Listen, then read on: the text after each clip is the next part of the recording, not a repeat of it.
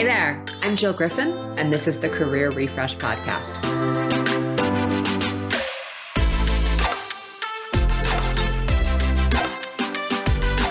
I'm a former media and marketing executive turned career strategist and strengths coach. I spent my career working my way up and through the ranks of global organizations and startups. And today, I show others how to do the same. Join me each week as we discuss the strategies to leverage your strengths, increase your confidence and visibility, and reset your career with actionable steps towards a finer future. Ready? Let's do it.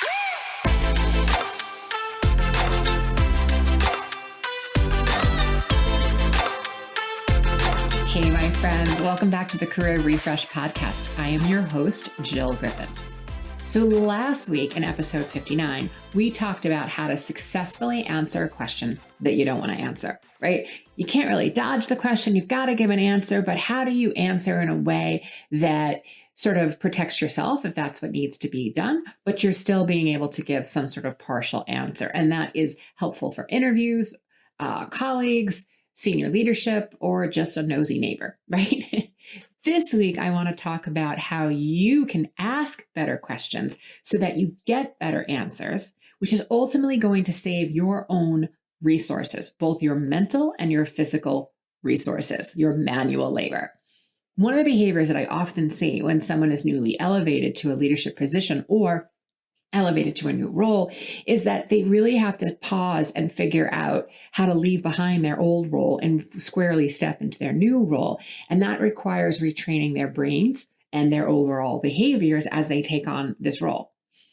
So when you start having reports, either new reports or different reports than you had previously, they may be less experienced and they be coming to you with questions that for you feel like an easy solution because you used to do that job. So you want to jump in because you're a nice person, you want to be helpful, and you want to solve it for them.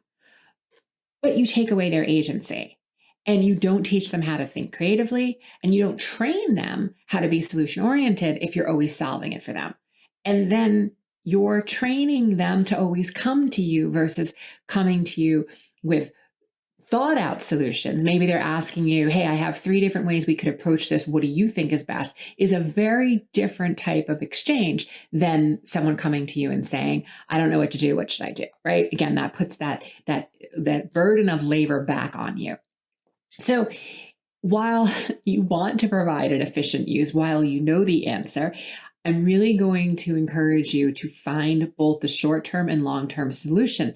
The short-term solution gives them the answer, but the long-term challenge, as I just said, means that you're always on the hook. So when someone comes to you, after you resist the urge to answer the question, is you want to think about employing questions that inspire people to think in new ways and, expand their vision, enable them to contribute to the organization in a different way.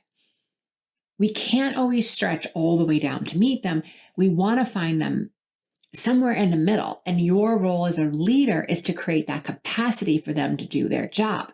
So I'm suggesting that you ask questions that are open-ended, that help start a strategic conversation because you're not looking for specific answers.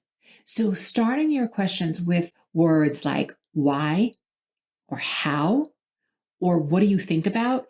Those are the kinds of questions that set the stage for your direct reports to discover their own solutions and how they can increase their confidence, and their overall accountability.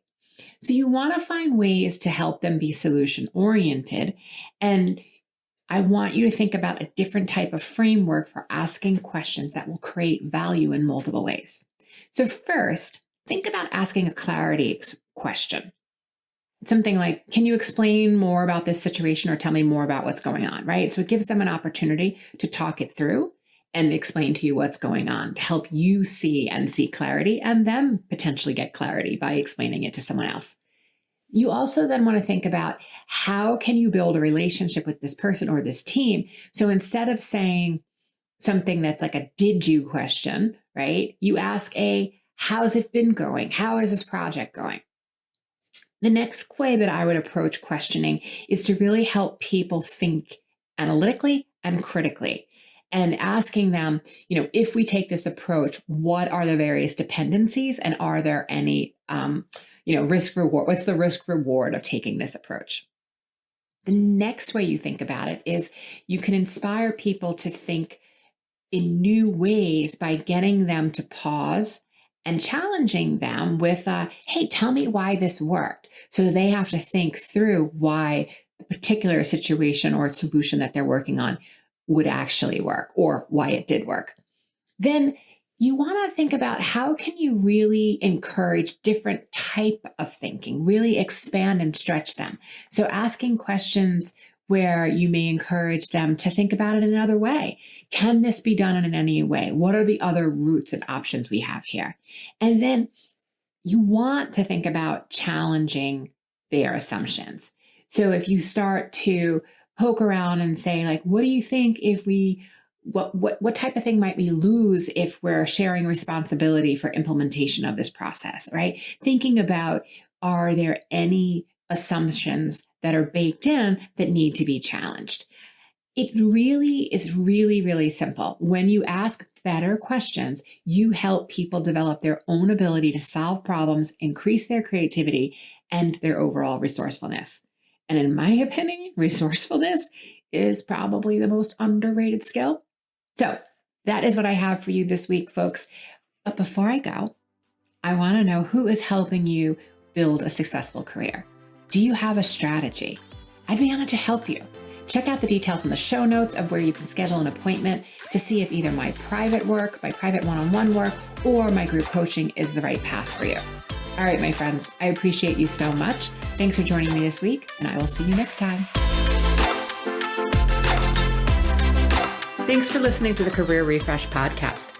If you're enjoying this podcast and you want more career and mindset tips, get on my email list by going to jillgriffincoaching.com. I'll also put that link in the show notes. But before you go, please rate and review this podcast as it helps me get the word out to people everywhere so they can also thrive in the workplace. I'll see you next time.